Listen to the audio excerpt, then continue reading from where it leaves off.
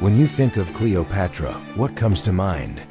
A legendary beauty, a tragic romance with Mark Antony, a queen who died by the bite of an asp.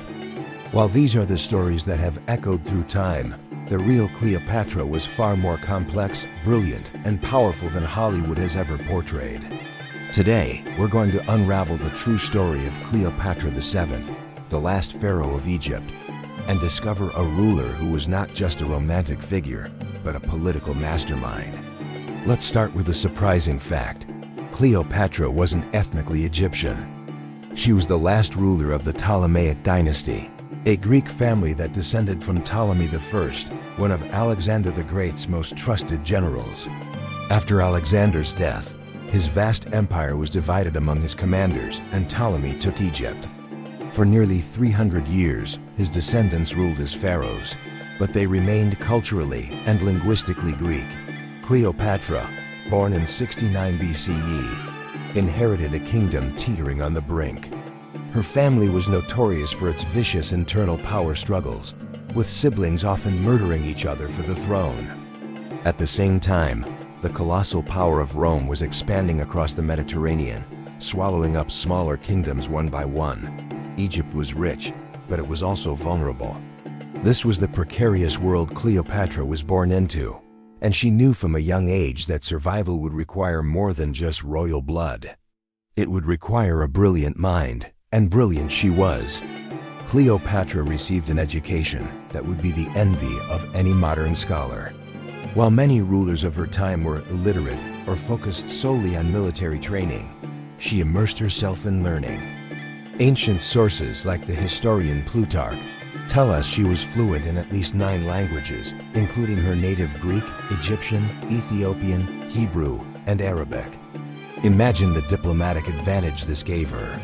She could negotiate with foreign envoys directly, without relying on translators, building personal rapport and catching nuances that others would miss. But her knowledge wasn't just linguistic. She studied philosophy, rhetoric, mathematics, and astronomy. She was described as having a captivating voice and a sharp, articulate mind. Cleopatra wasn't just a figurehead. She was an intellectual powerhouse who used her intellect as her primary weapon. In an age dominated by brute force, she ruled with strategy and a deep understanding of politics. This brings us to her famous relationships with Julius Caesar and Mark Antony. History, and especially Shakespeare, has painted these as epic love stories. But for Cleopatra, they were calculated political alliances. Her goal was singular: to protect Egypt's independence from the clutches of Rome. When she first met Caesar, she was in the middle of a civil war with her younger brother, Ptolemy XIII, who had driven her out of Alexandria.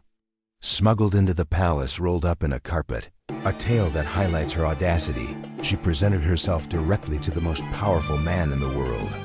Caesar was impressed by her courage and intelligence.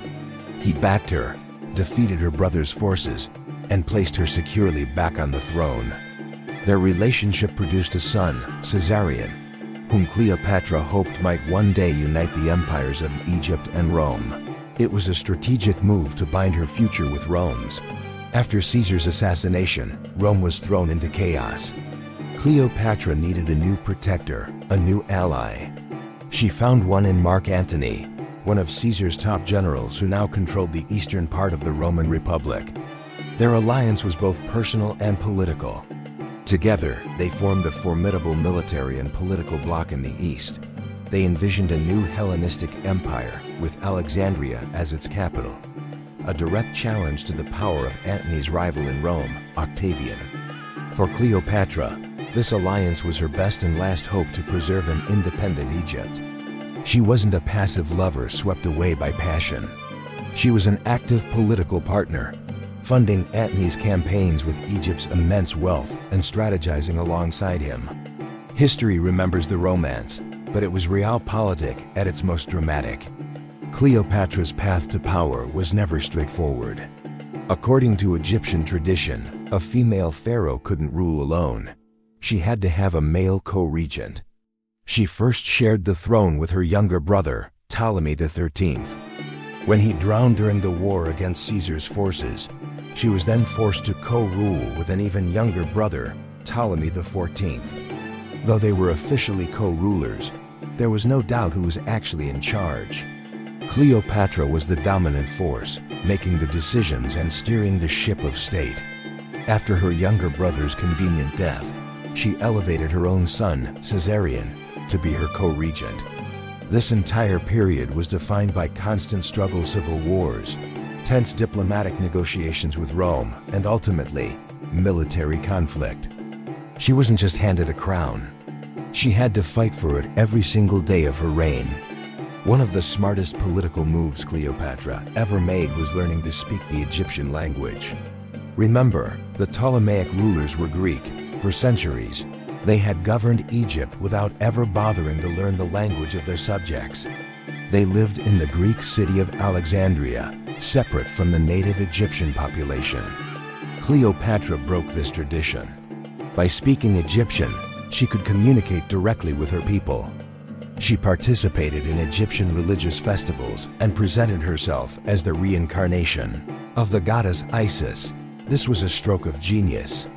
It endeared her to the powerful Egyptian priesthood and strengthened her legitimacy as a true pharaoh in the eyes of the common people.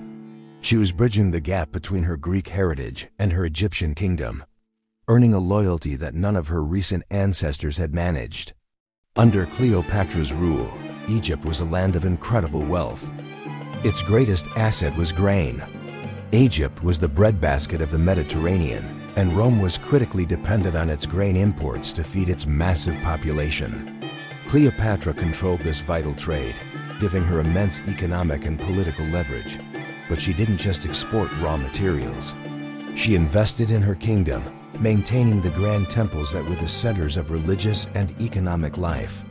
She expanded Egypt's navy, projecting power across the sea.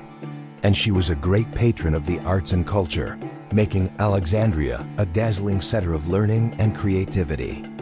As long as she was in power, Egypt remained a major player on the world stage, a wealthy, complex, and influential kingdom. But this golden age was not to last.